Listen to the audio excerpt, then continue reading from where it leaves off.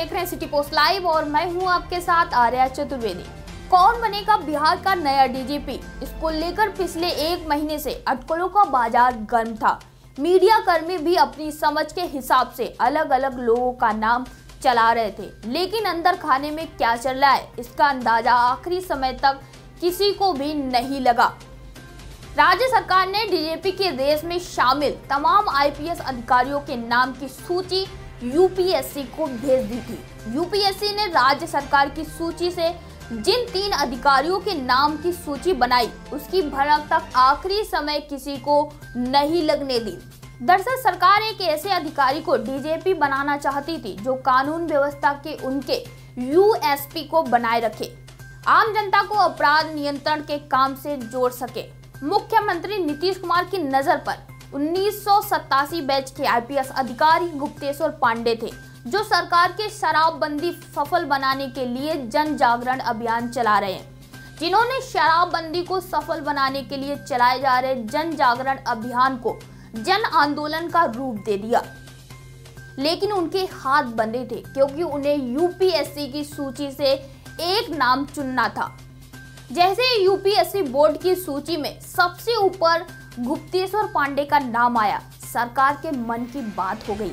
सरकार ने बगैर देर किए अपने पसंदीदा अधिकारी गुप्तेश्वर पांडे को बिहार की कमान सौंप दी।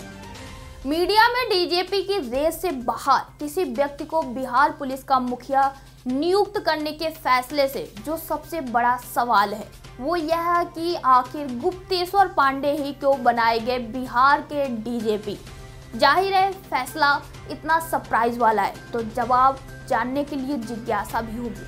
हम आपको समझाने की कोशिश करते हैं सरकार के इस फैसले के पीछे क्या क्या कारण हो सकते हैं। सीएम नीतीश कुमार नशा मुक्ति, शराबबंदी और अपराध को लेकर जिस कार्यशैली को जरूरत मानते हैं, उस जरूरत में फिट होने वाले गुप्तेश्वर पांडे का नाम संघ लोक सेवा आयोग की सूची में शीर्ष पद पर था।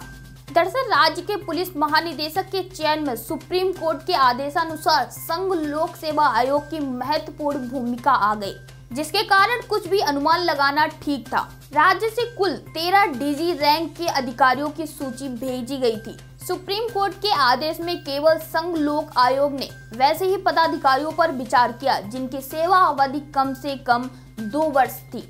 इसी आधार पर कई अधिकारी दौड़ से बाहर हो गए। संघ लोक सेवा आयोग ने जिन 3 अधिकारियों को डीजीपी बनाने के लिए राज्य सरकार को चुनकर भेजा, उसमें गुप्तेश्वर पांडे का नाम सबसे ऊपर था। नीतीश कुमार को अपने पसंदीदा अधिकारी का नाम 1 नंबर पर मिल गया। फिर क्या था, सरकार ने उनके नाम पर अंतिम मुहर लगा दी। बेहतर कानून व्यवस्था सरकार और पुलिस का काम नहीं बल्कि मिशन बनेगा। बिहार के नए डीजीपी अब गुप्तेश्वर पांडे हैं, तो जाहिर है कि अब ऑपरेशन सुशासन शुरू हो चुका है। फिलहाल के लिए इतना ही, और अपडेट जानने के लिए बने रहिए हमारे साथ और देखते रहिए सिटी पोस्ट लाइव।